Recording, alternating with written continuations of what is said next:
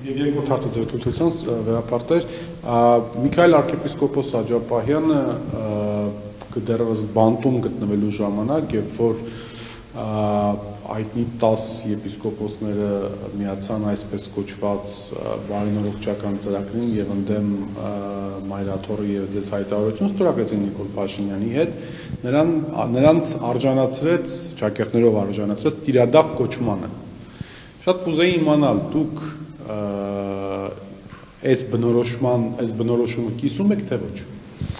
Եվ դա մտավ ժողովրդի մեջ այլևս, այսինքն մարդիկ իրենց մասին խոսելից ուղղակի տիրադավ էին ասում ամբողջականացնելու համար բոլորին։ Նրանք մեր եկեղեցու սպասավորներ են, թույլ են տվել մի արարք, որը որ ընկալում չունի մեր ժողովրդի կողմից, նաև եկեղեցին ճիշտ չի գտնում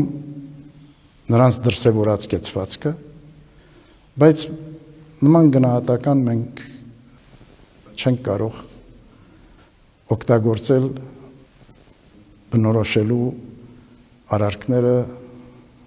մեր հոգևորականաց։ Դա, ինչպես ասեցի, իրենց կողմից թույլ տրված արարքը համապատասխան կառույցներում քննության կառնվի եւ համապատասխան որոշում կկայացվի։ Շարունակելով, ինչպես Նարեկ ասեց, տիրադավների թեման, վեհապար, տեսեք, ձեզ նաև մեղադրանք կա այդ առումով, որ դուք տարիներ շարունակ հանդուրժել եք նրանց սխալ քայլերը, որի մասին պարբերաբար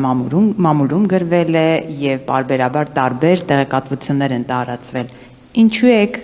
հանդուրժել, այդ ձեր ասած քննության չեն առել այդ հոգևորականների որոշ գործելավոճը կամ որոշ քայլերը, որոնք իրականացվել են։ Եվ այս համատեքստում տևական ժամանակ խոսակցություն կա, որ արցախցիների խորհուրդը դիմել է ձեզ, որպեսզի թեմի առաջնորդին դուք հեռացնեք, բայց ասում են դեռ դուք չեք պատասխանում։ Ինչու եք հապաղում, ուզում եմ հասկանալ ձեր հապաղումը ինչով է պայմանավորված։ Եկեղեցականի կողմից թույլ տրված որևէ մեղանչական արարք քննության է առնվում, լինի դա անձնապես մեր կողմից, նաև եթե ծանրակշիռ արարք է մեղանչական, այն արդեն քննության առարկա է դառնում համապատասխան կառույցում։ Ինչպես եղավ, ասենք, Արման Սարոյանի դեպքում։ Իսկ առնչված Արցախի թեմակալ առաջնորդի խնդրին,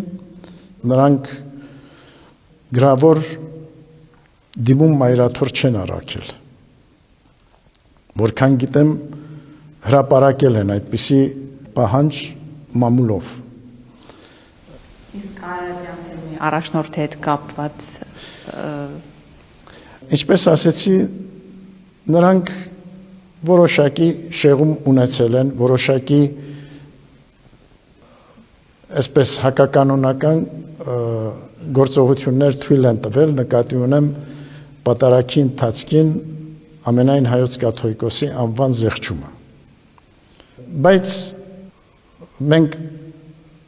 շտապողականություն դրսևորելու մոտեցում չունենք, նման տրամադրություն չունենք, պետք է մենք հնարավորություն ընձեռենք, որպեսզի նրանք անդրադառնան, եւ պետք է հնարավորություն ընձեռենք, որպեսզի նրանք գան եւ իրենց գործողությունների, իրենց արարքի վերաբերյալ բացատրություններ ներկայացնեն համապատասխան կառույցին եկեղեցական։ Եվ մի հարց էլ վեհապար իշխանությունը մշտապես խոսում է եկեղեցուն հարկային դաշտ բերելու մասին, եկեղեցապատկան հողերը պետականացնելու մասին, մոմերի վաճառքի հարգելու մասին, ուզում եմ հասկանալ, եկեղեցին հարգեր չի վճարում, որ իշխանությունը հետևողականորեն ուզում է անդադ հարկային դաշտ բերել եկեղեցուն։ Եկեղեցին հարկատու է եւ հարկեր վճարում է։ Սակայն գույքահարկի վերաբերյալ առանցին հանձնաժողով ստեղծվեց, որպեսզի քննության առնեն, թե որ գույքերի նկատմամբ պետք է հարկ սահմանվի։ Այդ գործընթացը դադարեցվեց եւ այսօր արդեն կամայական կերպով մեզ փաստաթղթեր են ներկայացնում, որտեղ ոչ միայն գույքահարկն է հաշվարկված, այլ նաև տուժերը եւ տուգանքները։ Մենք այդպիսի մի գրություն ստացել ենք Վաղարշապատ համայնքից, նաև մենք հարկ ենք վճարել